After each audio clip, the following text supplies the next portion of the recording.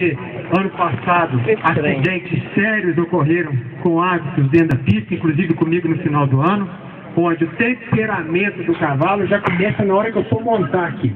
Então a gente vai procurar um cavalo hoje que qualquer pessoa monte. Então, primeira coisa, vamos montar, o cavalo tem que ficar parado para a gente montar. E isso eu vou testar. Primeira vez, pode se assustar, porque às vezes assusta com o jeito que a gente vai mexer, às vezes com chapéu, às vezes com uma capa, alguma coisa.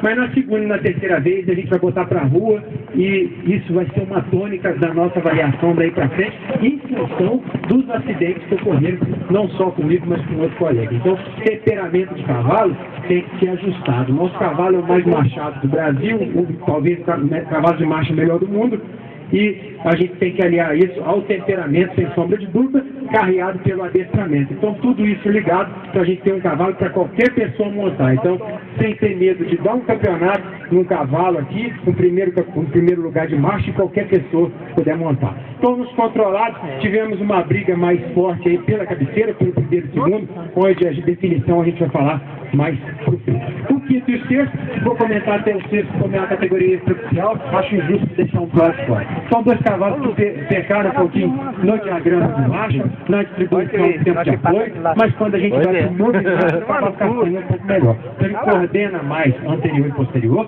tem o trabalho de perna um pouquinho mais engajado que o cavalo todinho. Aliado a isso, o estilo é melhor, ele se posta melhor, é mais oblíquo, consegue trabalhar aí com mais categoria, com mais nobreza no deslocamento, sendo mais estiloso, mais coordenado e com trabalho de perna melhor, por isso a nossa definição. Pode parar o sexto aí, muito obrigado.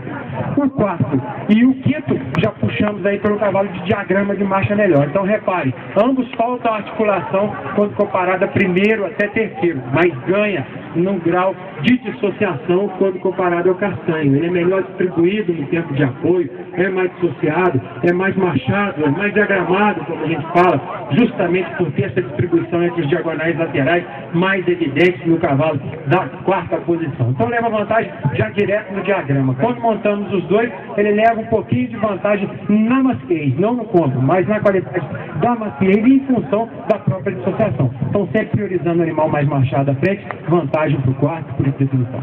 Terceiro, com relação ao quarto, a gente vai considerando o gesto de marcha. Então, a partir do diagrama, que os quatro animais já são mais marchados, os animais da cabeceira, procuramos animais de movimento mais enérgico, mais potente, onde encontramos o terceiro, que poderia ter uma coordenação um pouco melhor, mas tem mais potência, tem mais alavanca, tem mais energia, que é o animal da quarta posição.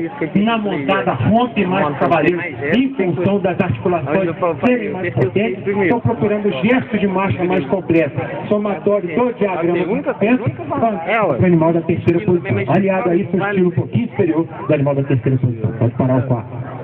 Segundo e terceiro, já temos aí o animal mais coordenado, um animal que tem essa sintonia de